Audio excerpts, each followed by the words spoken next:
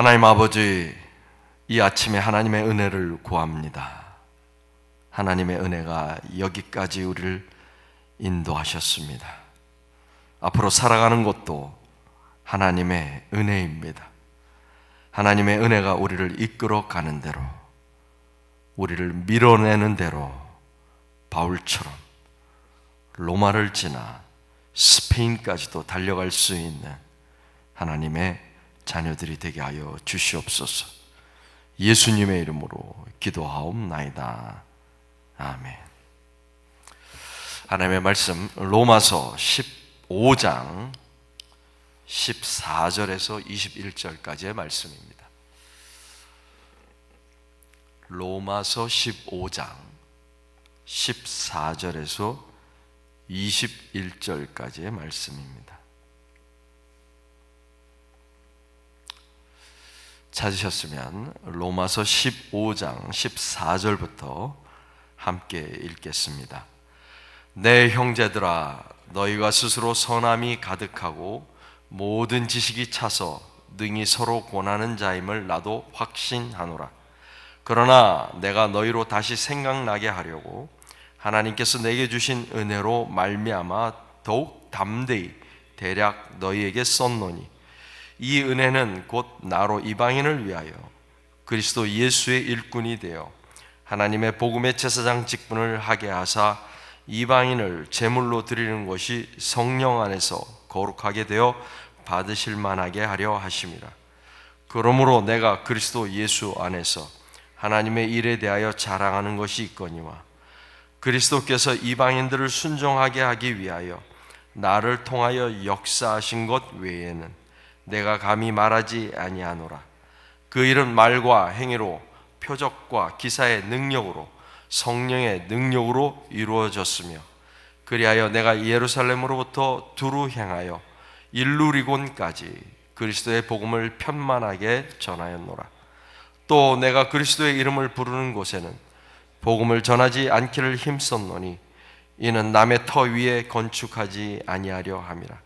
기록된 바 주의 소식을 받지 못한 자들이 볼 것이요 듣지 못한 자들이 깨달으리라 함과 같으니라. 아멘. 오늘도 한번 해야겠죠? 마지막입니다. 마지막. 마음에 새기면서 한 번 더 하겠습니다. 로마서 1장 16절에서 17절 시작.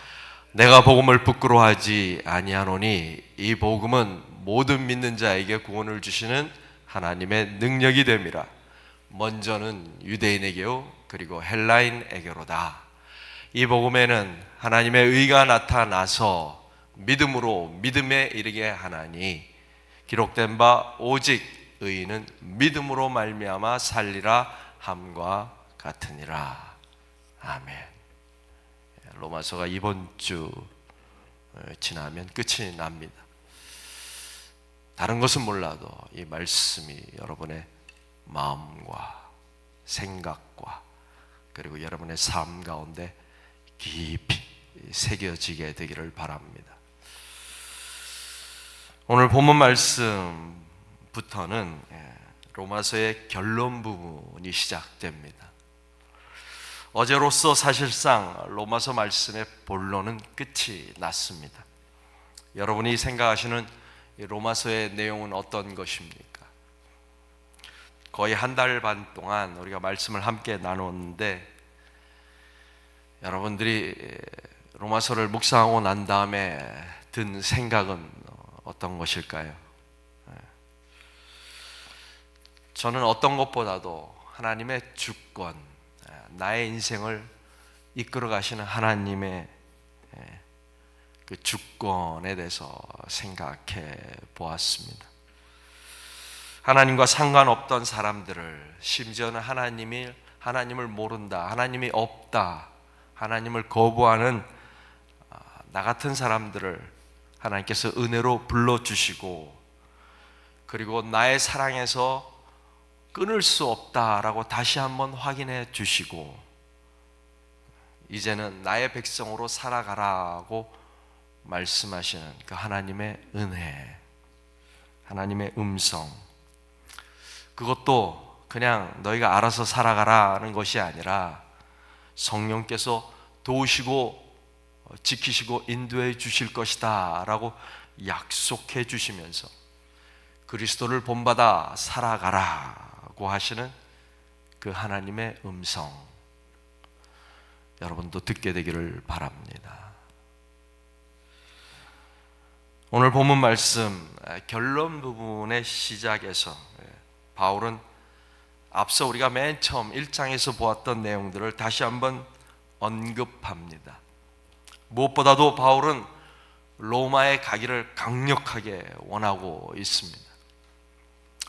이때가 바울의 노년기이자 선교 사역을 마무리해야 할 시점 같은데 바울은 또 다른 꿈을 꾸고 있습니다. 로마를 거쳐서 스페인으로 선교를 하러 가는 꿈, 그 꿈을 꾸고 있습니다. 꿈을 꾸고 있는 사람은 매력이 있는 사람입니다. 사람을 끌어당기는 힘이 있습니다. 세상의 꿈도 그러할진데 거룩한 꿈, 하나님 나라를 섬기는 꿈이야 오죽하겠습니까? 우리가 잘 아는 대로 바울은 결국 로마에, 꿈에 그리던 로마에 입성하게 됩니다. 그런데 선교사가 아니라 죄수로 로마의 땅을 밟게 됩니다. 그것도 평안히 스무스하게 간 것이 아니라 몇 날 며칠을 파도와 싸우고 어둠과 싸우고 굶주림과 싸워가면서 자신의 소망대로, 바람대로 로마에 들어가게 됩니다. 바울은 거룩한 꿈을 꾸었는데, 거룩한 비전을 가지고 있었는데 환경을 보니 하나님께서 도와주시지 않는 것 같습니다.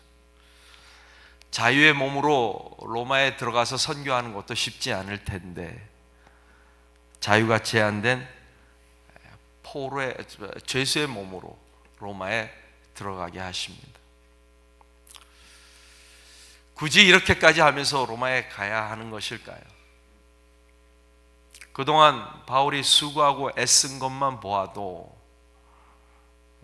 어느 누구와도 비교할 수 없을 만큼 치열하게 살아왔습니다. 충분하다고 생각이 됩니다. 자기 만족이나 자기 자신을 기쁘게 하며 살아온 삶이 아니었습니다. 철저하게 다른 사람을 기쁘게 하고 다른 사람의 유익을 위하여 살아온 인생이었습니다.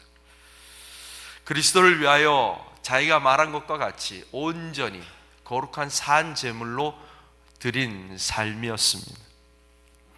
이제는 쉬어도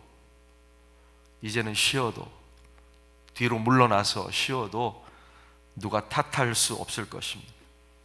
은퇴하고 가까운 사람들이랑 갈릴리 호숫가나 지중해 연안에서 휴양지로 가서 낚시도 하고 바베큐도 하고 일광욕도 하고 책도 읽고 사람도 만나고 그렇게 남은 삶을 즐긴다고 해서 뭐라고 할 사람도 없을 것입니다.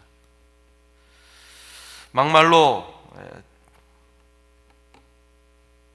대쪽 같은 바울이 이곳저곳 돌아다니면서 선교 사역에 참여한다는 것이 오히려 유대인들을 자극해서 선교를 방해할 수도 있을 것입니다.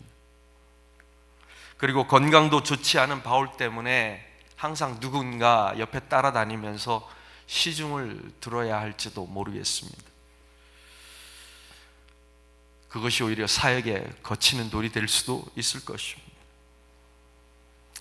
예루살렘으로부터 일루리곤까지 로마 제국의 동쪽에 있는 거의 대부분의 대도시에서 복음을 전한 바울은 해야 할 일을 다 마쳤다라고 볼 수도 있을 것입니다.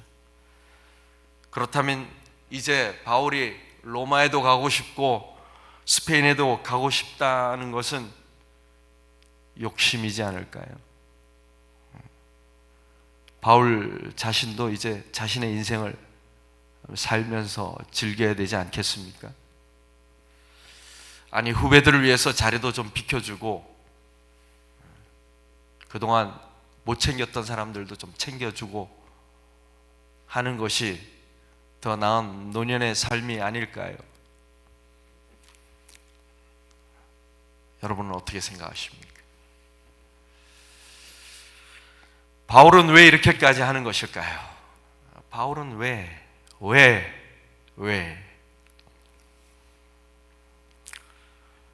저는 그 동기가 바울이 로마인들에게 보내는 편지를 쓰는 동기와 같다고 생각합니다. 15절, 내게 주신 무엇 때문에? 은혜. 바울이라는 사람을 은혜라는 말 이외에 어떤 다른 말로 설명할 수 있겠습니까? 어떤 은혜입니까? 16절 말씀. 이 은혜는 곧 나로 이방인을 위하여 그리스도 예수의 일꾼이 되어 하나님의 복음의 제사장 직분을 하게 하사 이방인을 제물로 드리는 것이 성령 안에서 거룩하게 되어 받으실 만하게 하려 하심이라. 간단하게 말하면 핍박자에서 그리스도 예수의 일꾼으로 만드신 은혜, 다른 사람을 판단하는 사람에서 하나님의 복음의 제사장이 되게 하신 은혜, 이방인을 무시하는 유대인으로부터 이방인을 거룩한 제물로 하나님 앞에 드리는 선교사로 삼으신 은혜, 다메섹으로 그리스도인을 잡으러 가던 사람에서 예루살렘으로부터 일루리곤까지, 그리고 앞으로 로마와 스페인까지 복음을 전하는 그리스도의 종으로 이끌어 오신 은혜. 은혜 때문에 옥에 갇히기도 하고 매도 수없이 맞고 돌로도 맞고 파선하기도 하고 강도의 위험과 동족의 위험과 이방인의 위험도 당하고 자지도 못하고 먹지도 못하고 목마르고 춥고 헐벗었지만 은혜 때문에 로마를 거쳐 스페인에도 가고 싶고 아직도 선교를 하고 싶다는 열정을 품게 만들었다는 것입니다. 자, 그러면 우리는 어떻게 합니까? 저와 여러분은 어떻게 해야 합니까? 우리는 하나님의 은혜를 알지 못하기 때문에 바울과 같은 열정이 없는 것입니까? 우리는 어떻게 해야 합니까? 지난 한 달 반 동안 우리는 하나님의 은혜로 하나님의 자녀가 되었다라고 수도 없이 반복했습니다. 종종 우리는 우리 자신을 돌아볼 때 끔찍하리만큼 죄악된 모습을 발견합니다. 그리고 몸서리 칠 때가 있습니다. 그때마다 우리는 하나님의 은혜 아니면 하나님의 자녀가 될 수 없었노라고 고백합니다. 우리도 하나님의 은혜를 잘 알고 있습니다. 그런데 왜 우리의 삶은 바울의 삶과 다른 것일까요?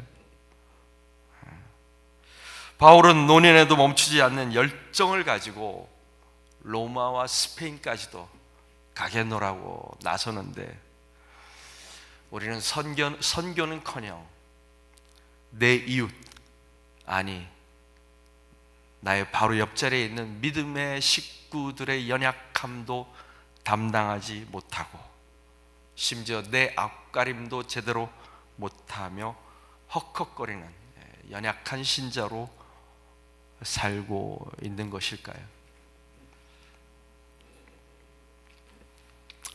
어떤 글에서 이렇게 말하는 것을 보았습니다.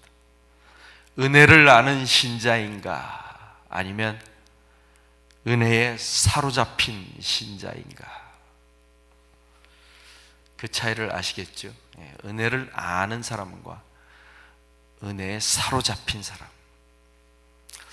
약간의 말장난 같지만 우리가 은혜를 배워서 아는 신자라고 하면 바울은 은혜에 사로잡힌 신자라는 것입니다. 마치 베드로와 비슷하다는 생각을 합니다. 너희는 나를 누구냐라고 주님께서 묻습니다. 그때 베드로가 주저함 없이 담대하게 거리낌 없이 이야기합니다. 주는 그리스도시요 살아계신 하나님의 아들입니다. 누가 봐도 불경스러운 대답임에 틀림없습니다. 그러나 자신 있게 담대하게 고백합니다. 주는 메시아입니다. 주님은 나를 구원하시러 이 땅에 오신 하나님이십니다. 주님은 나의 생명의 주인이십니다. 하지만 베드로가 여종을 만났을 때에 그가 한 대답은 나는 그 사람을 알지 못합니다. 지금 생각해 보니 나의 생명은 나의 것입니다. 나는 저 예수와 상관없습니다. 칼을 든 군인 앞에서가 아니라 문 지키는 여종 앞에서 무너지면서 외친 이야기입니다. 예수님과 한 3년 반 동안 같이 먹고 마시고 같이 잠도 자고 여행도 다닌 그 사람의 이야기라고 믿어지십니까?